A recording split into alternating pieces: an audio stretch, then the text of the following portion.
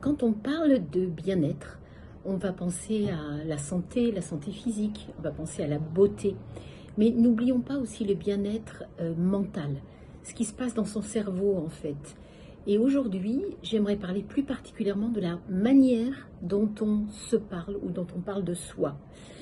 Et si ce sujet vous intéresse, eh bien, n'hésitez pas à le partager à quelqu'un que ça pourrait aider, ou bien tout simplement à vous abonner, voilà, tout simplement.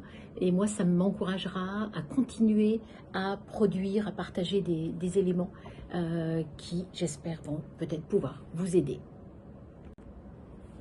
Est-ce que vous avez déjà réfléchi à la manière dont vous vous parlez, que ce soit à voix haute ou à voix basse?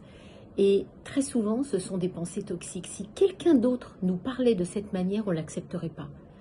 Et c'est vraiment un discours intérieur ou comment on se parle. Et il y a souvent des phrases qu'on se dit du genre, je vais vous donner des exemples, tout simplement. Je suis nulle, je suis bête, mais j'y arrive pas. C'est pas pour moi. Je sais jamais faire. Je n'y arriverai jamais. C'est toujours sur moi que ça tombe.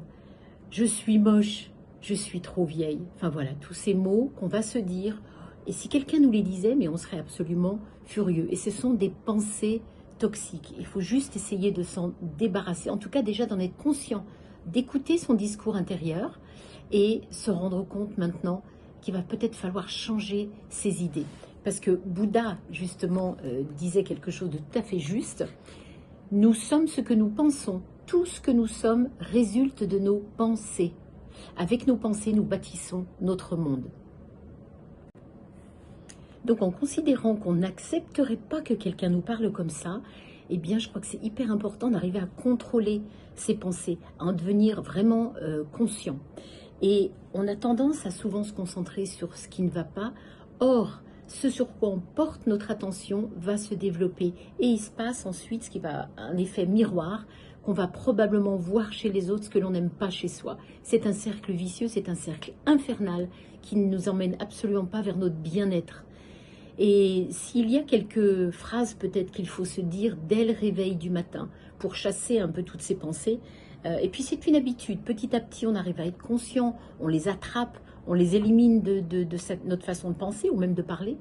Mais si on se réveillait le matin tout simplement avec un autre état d'esprit, un état d'esprit positif, où on va commencer à se dire on va trouver une solution, tout va bien se passer, je fais confiance en la vie, je me sens bien. Voilà, il y a tous ces mots, ça me va bien, je suis capable de faire ça, je vais y arriver, je vais trouver des solutions.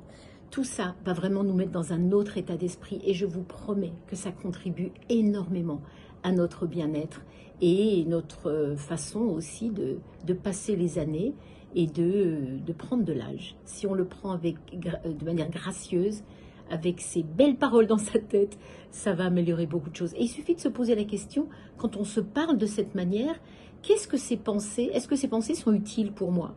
Est-ce qu'elles me font me sentir bien? Est-ce qu'elles m'ouvrent le cœur? Est-ce qu'elles me font avancer?